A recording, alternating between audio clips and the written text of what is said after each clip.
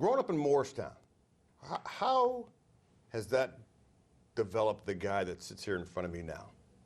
I'd say the people that poured into me as a young athlete coming up, youth football, baseball, hockey, then high school and then track and field and football, those are the people that inspired me to want to coach.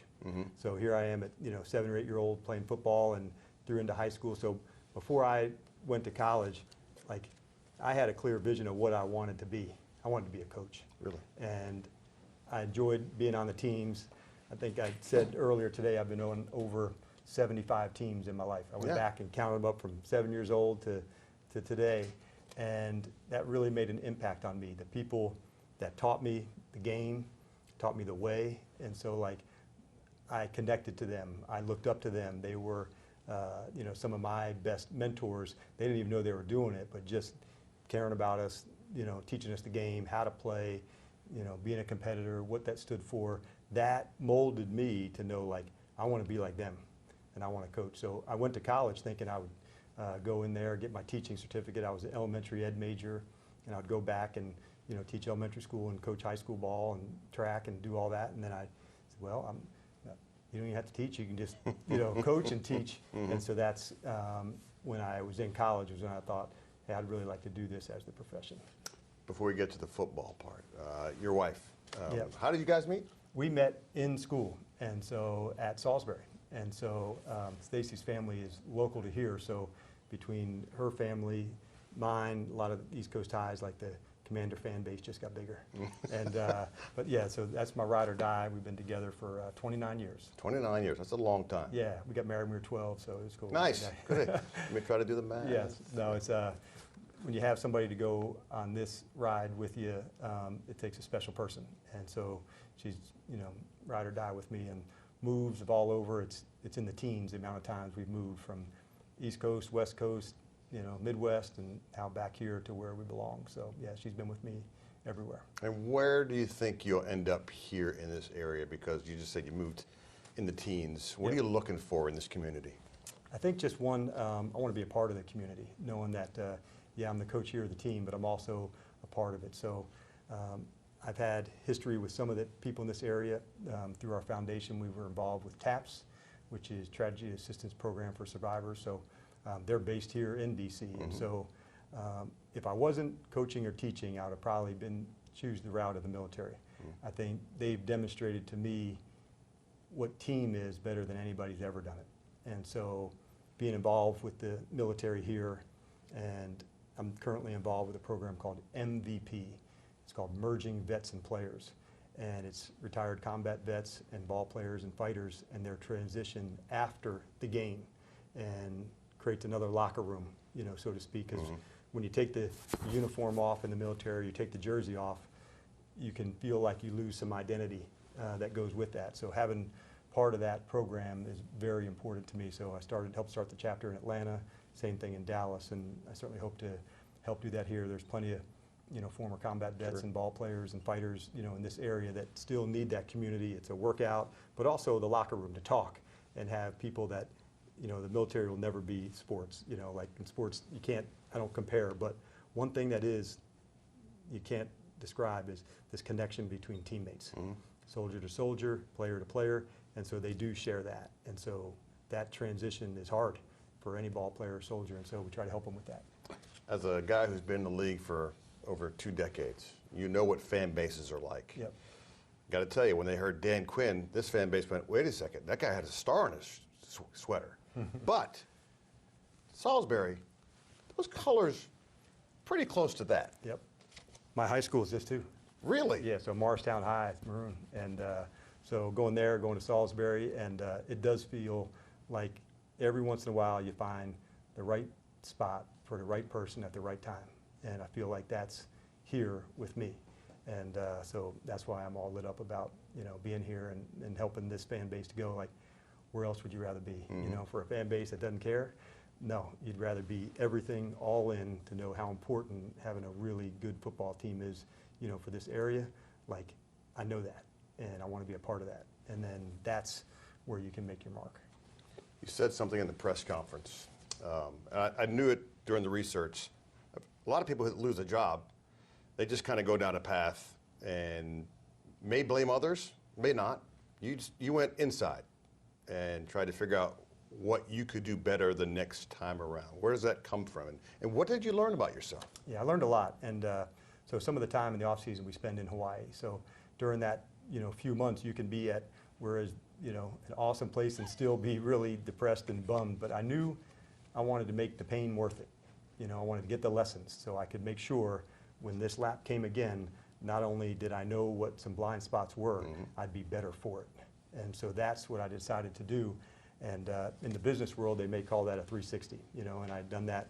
Arthur taught me so much during my time in Atlanta, obviously with his background of, creating Home Depot and going up. So I learned business things from him that I wouldn't have had I never had that experience. So although it wasn't a corporate one, it was a 360 about as many people as I could have. I hired an independent person to come around, and former players, former coaches, current players, current coaches, what went exactly right, what would be a blind spot. And I wanted to make sure it came out, don't spread yourself too thin. Keep the main thing the main thing. And that's being right there, right on with the guys and making sure that is the case. So I was able to apply that in Dallas.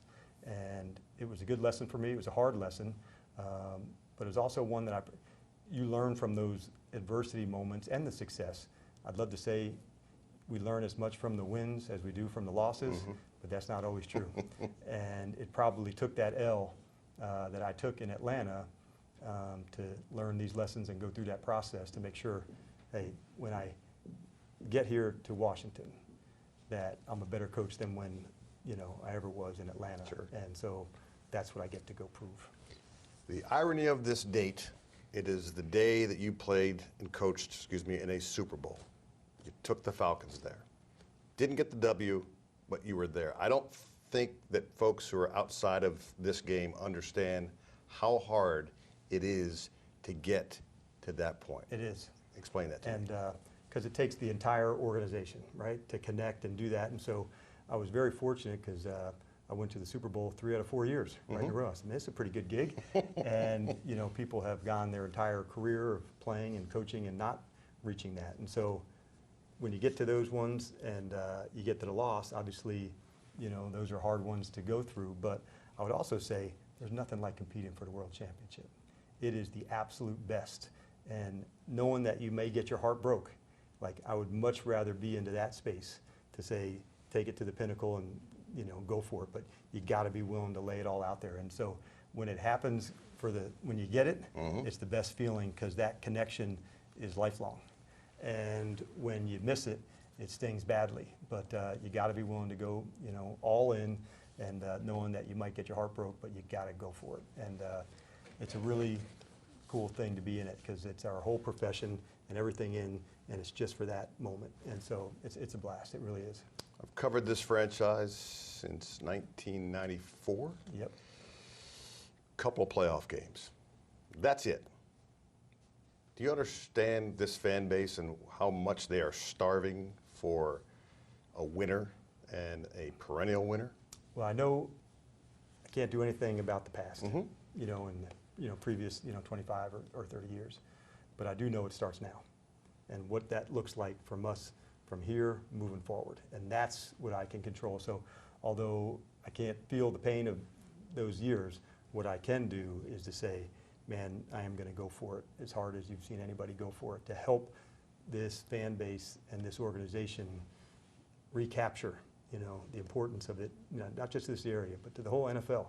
And that's a really cool challenge. And that's what makes it fun. Like, if it was easy, then you don't feel it as much. So, like, taking this on, it's hard, and I absolutely love it. Like, if we can get everything organized and push it and find the right space to do that, then we'll look back years from now and say, man, that was an absolute blast and the best time I either had being a fan, coaching ball, playing ball, knowing that the times we did it together were meaningful.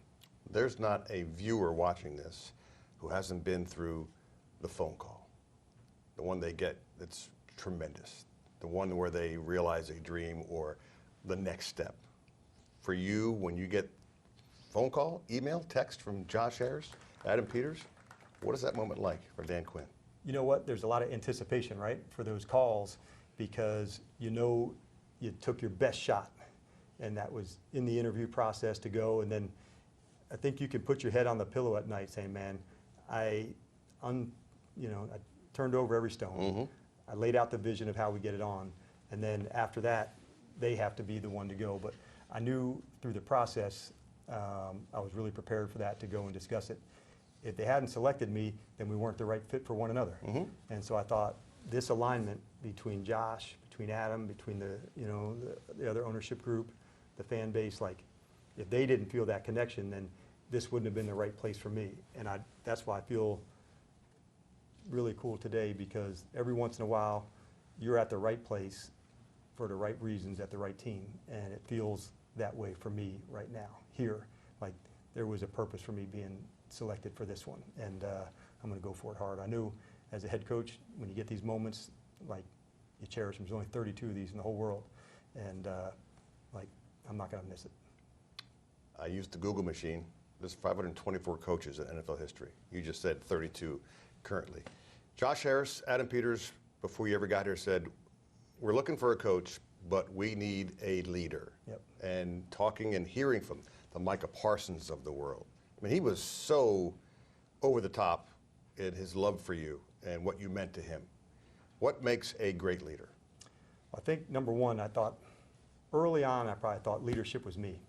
You know, how do I lead? And there's always space for that. There's times you make the decision, you lead, you direct, but there's also another side to leadership, and that is helping others see and bring out the leader within them.